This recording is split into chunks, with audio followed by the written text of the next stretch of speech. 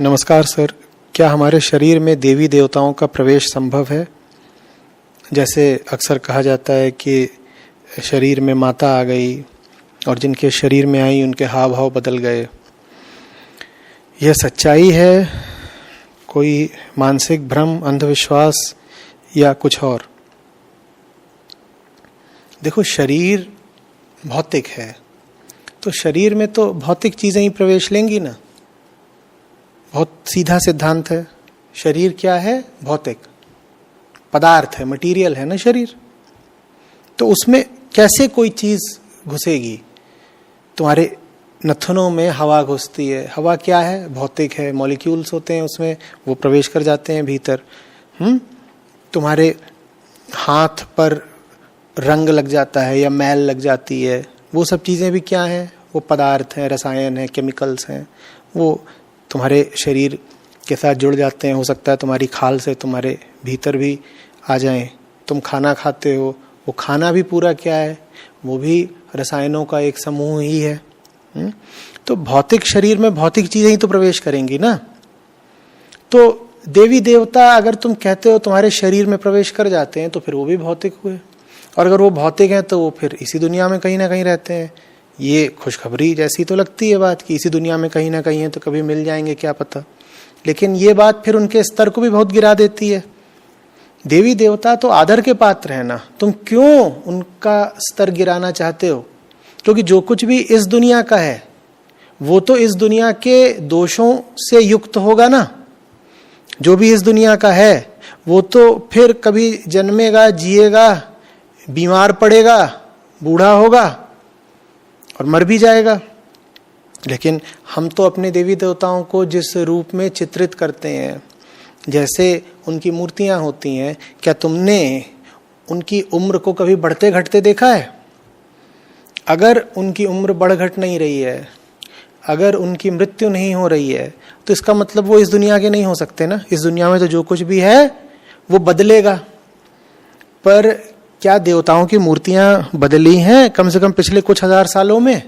तो निश्चित रूप से वो इस दुनिया के नहीं है। और अगर वो इस दुनिया के नहीं है तो तुम्हारे शरीर में प्रवेश नहीं कर सकते, क्योंकि शरीर में तो सिर्फ इसी दुनिया की कोई चीज प्रवेश करेगी। कोई चीज कहीं और से आकर के तुम्हारे शरीर में प्रवेश करती हो तो समझ लो वो चीज भी जहां से आ रही है वो दुनिया भी इसी दुनिया का हिस्सा है। भाई ऐसे समझो, जैसे पृथ्वी है, इस पृथ्वी पर कभी कभी बाहर से आकर के बड़े बड़े पत्थर गिरते हैं, एस्टेरॉइड्स, समझ रहे हो? या ये जो तुम देखते हो ना उल्काएं रात में, शूटिंग स्टार्स, ये भी पृथ्वी के वायुमंडल में प्रवेश करते हैं। बड़ी बड़ी चट्टानें होती हैं, पृथ्वी के वायुमंडल में प्रवेश करती हैं तो घर्षण से इनमें आग लग जाती है, फिर इनकी राख आकर के पृथ्वी पर गिरती है। तो तुम कह सकते हो कि पृथ्वी पर देखो बाहर से कोई चीज आ गई है ना, और उनमें हो सकता है कई बार ऐसे भी एलिमेंट्स हों जो पृथ्वी पर पाए नहीं जाते। जानते हो, ऐसा नहीं है कि जितने एलिमेंट्स, जितने तत्व तुम्हारे केमिस्ट्री में पीरियोडिक टेबल में होते हैं दुनिया में उतने ही होने संभव है, और भी हो सकते हैं, लेकिन वो पृथ्वी पर नहीं पाए जाते। लेकिन वो अंतरिक्ष में और जगहों पर होते हैं। कई बार ऐसा होता है कि बाहर से कोई चट्टान आई, पृथ्वी पर गिरी और फिर वहां थोड़ी सी मात्रा में एक नया एलिमेंट ही मिल गया, ऐसा भी होता है। लेकिन क्या इसका मतलब यह है कि वो चट्टान जहां से आ रही है दूसरी दुनिया है? वो भी इसी दुनिया का तो हिस्सा है। समझ में आ रही है बात? भले ही तुम उससे परिचित नहीं थे, पर वो थी तो यही दुनिया ना, वो कोई दूसरी दुनिया तो नहीं हो गई। तो माने जो भी कुछ तुम्हारे जीवन में प्रवेश कर सकता है, तुम्हारे शरीर में प्रवेश कर सकता है, तुम्हारी दुनिया में प्रवेश कर सकता है, वो इसी दुनिया का हिस्सा है। कोई दूसरी दुनिया है ही नहीं। एक ही दुनिया है जिसको कहते हैं मानसिक दुनिया। उसको मानसिक दुनिया क्यों कहते हैं? क्योंकि मन उसकी जांच पड़ताल कर सकता है, मन उसके बारे में सोच सकता है, मन उसका संज्ञान ले सकता है, मन उसकी तरफ बढ़ सकता है। दुनिया की परिभाषा ही क्या है? जिसकी मन कल्पना कर सके वो दुनिया। मन जिसकी कल्पना कर सके वो दुनिया। तो अलग अलग दुनिया नहीं हो सकती, एक ही दुनिया है, क्योंकि कल्पना करने वाला मन तो एक ही है ना। मन अगर कल्पना कर रहा है तो जिसकी कल्पना कर रहा है मन, वो चीज दुनिया की हो गई, दुनियावी हो गई। समझ में आ रही बात? और मन जिसकी कल्पना कर रहा है, सिर्फ वही चीज तुम्हारे शरीर में, जीवन में आ सकती है। समझ रहे? मन हो सकता है उसकी कल्पना तब तक ना कर पाता हो जब तक मन उसको देख ना लेता हो, पर जब देख लेगा तब कर लेगा उसकी कल्पना, तब उसको नाम दे लेगा। तो देवी इत्यादि किसी के शरीर में नहीं प्रवेश करती। ये निश्चित रूप से एक मानसिक बात है, और इसीलिए ये चीज पाई ही वहीं पर जाती है ज्यादा, जहां पर इस तरह की भ्रांतियां प्रचलित होती हैं। जिसके मन में ये बात पहले से होगी कि देवी इत्यादि प्रवेश करती हैं, वहां ये चीज खूब होगी। पुराने आदिवासी कबीलों में चले जाओ, वहां नियमित रूप से ऐसा होता है कि किसी पर कोई आकर के पुरखा सवार हो गया, या किसी पर आकर के कुल देवता सवार हो गया। और दूसरे तरीके के समाज हैं, वहां चले जाओ, वहां ऐसा बिल्कुल नहीं होगा।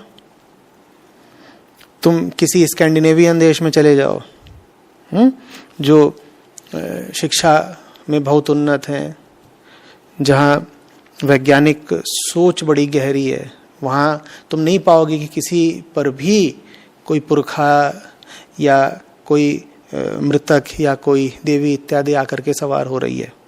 तो ये बातें मन की हैं, जो मानता है उसको होती हैं, जो नहीं मानता उसको नहीं होंगी। मानने के कारण ही होती हैं। इनका कारण ये नहीं है कि बाहर कोई घूम रही थी रूह वगैरह या देवी वगैरह जो भीतर प्रवेश कर गई। इसका कारण ये है कि तुम ऐसा मान रहे थे, इसलिए तुम्हें ऐसा लग रहा है। तुम मानना छोड़ दो, लगना बंद हो जाएगा। ये जीवन का बड़ा महत्वपूर्ण नियम है, आप सब समझ लें। ऐसा मत समझ लेना कि तुम्हारे अनुभवों में कोई सच्चाई होती है। अक्सर तुम्हें वही अनुभव होता है जिसके लिए तुम तैयार बैठे होते हो। जिस चीज को तुम माने ही बैठे हो कि ऐसा है, वो चीज तुम्हें लगने भी लगती है कि हो गई। तो इसीलिए बहुत सावधान रहा करो अपनी मान्यताओं को लेकर के। जिस चीज को लेकर के तुम बहुत आश्वस्त हो जाओगे, वो चीज तुम्हारी जिंदगी में प्रवेश भी कर जाएगी। तुम दिन रात अपने आप को यही बताओ कि फलानी चीज है मेरे साथ, फलानी चीज है मेरे साथ, वो चीज तुम पाओगे कि तुम्हें होने भी लग जाएगी। वो चीज वास्तव में नहीं हुई है, पर तुम्हारा अनुभव ऐसा होने लग जाएगा। इसीलिए तो अनुभव सब झूठ होते हैं ना। इसीलिए बोधवान आदमी कभी अनुभवों को बहुत गंभीरता से नहीं लेता। उसे पता है कि ये जो अनुभव करने वाला है, अनुभोक्ता मन, ये अपने ही भ्रमों का खुद ही शिकार रहता है, अपने जाल में खुद ही फंसा रहता है। मैं क्या इस पर यकीन करूं? आ रही बात समझ में?